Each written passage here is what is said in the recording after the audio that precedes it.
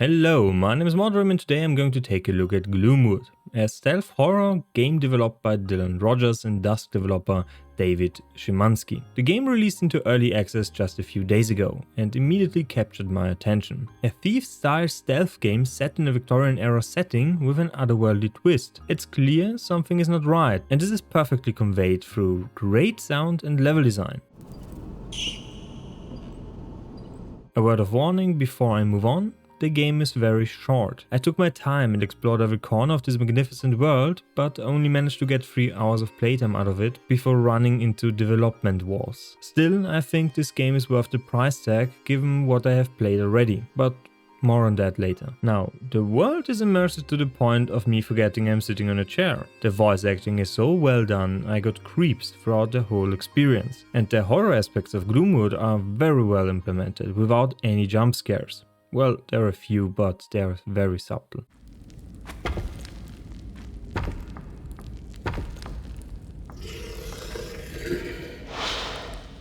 All this despite a fairly old style of graphics, but this also gives it that uncanny valley look, a perfect fit, though some parts are still in need of work, like the mines. Now let's start with a bit of story.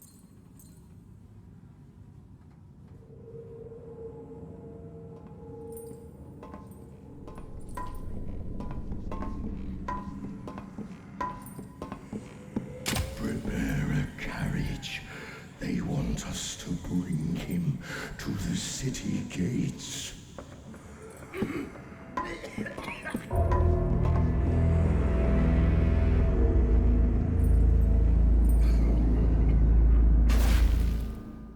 You wake up in the middle of a pit, hooks hang above you and 2 masked individuals talk about what to do with you. As they leave, you're greeted by another shrouded figure that helps you escape. An old man directs you into the city on this island before leaving you on your own, and that's about it. Most of the world building is done through the environment, notes left behind by those living here or conversations you can eavesdrop on. This is very well done. There is no need for quest givers, there is no need for NPC conversations. A simple note talking about why that one door is electrified is all you needed to understand what's going on. There is just enough information thrown your way to understand something is wrong on this island. People are changing, mentally and physically. Monsters also have started to appear and even the bad guys are scared. Which brings me to the gameplay. You're given multiple tools to deal with your current situation. The most important one is a ring that indicates how visible you are. Standing in the shadows makes you practically invisible. You can also sneak, crouch and lean to melt into the shadows. And enemies indicate their awareness status through a green, yellow or red glow. You can also kill everything with your pointy stick gun or bigger gun. All of those are unlocked gradually throughout your journey. You can also pick up objects to throw, be it bottles, cans or limbs of dead enemies. Those can distract foes for an opportunity to sneak by or create an opening for more intimate encounters. Ammo is also quite rare, so you're most often going to use your canesword, but that's not a problem. Enemies are incredibly dumb. Stab his friend? Guess that's the wind. Stab his friend right next to him? Better wait for my turn. Enemies are also mostly static and just stand in places, making them easy targets.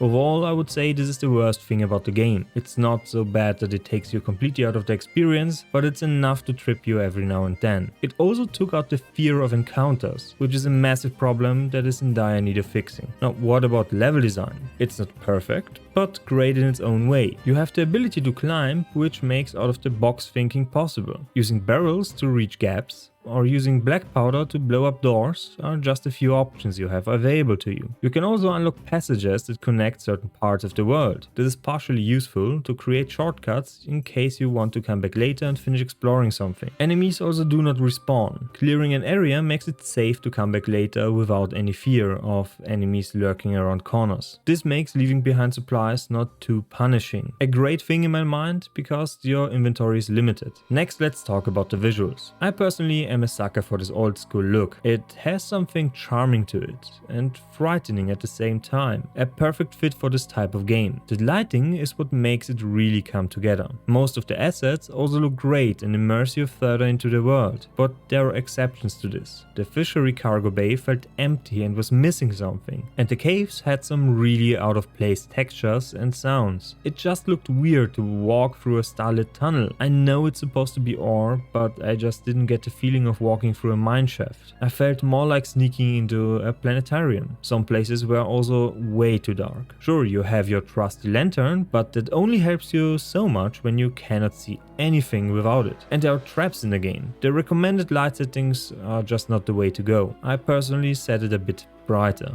and this fixed it for me. Now let's wrap up the video. Also don't forget to like, sub, comment for more previous reviews and guides. As for positives, the game features incredible sound and voice acting. You can also expect smooth movement and sneaking. Level design is also great, with lots of secrets and shortcuts. The world is also scary and immersive, except for a few encounters. The Victorian era theme is also not that common and is a breath of fresh air. The world building is also well done. With notes, conversions and environment, I never felt the need for a narrator or anything to explain what's going on. The visuals are also great, with some exceptions here and there, especially the mines. And lastly, the gunplay and combat feels meaty and punchy, so that's a big plus. As for negatives, enemy AI is extremely bad, and static enemies are too easy to outmaneuver. The game is also really short at the moment, and some areas in the game are just way too dark. My recommendation: brighter settings than the recommended ones.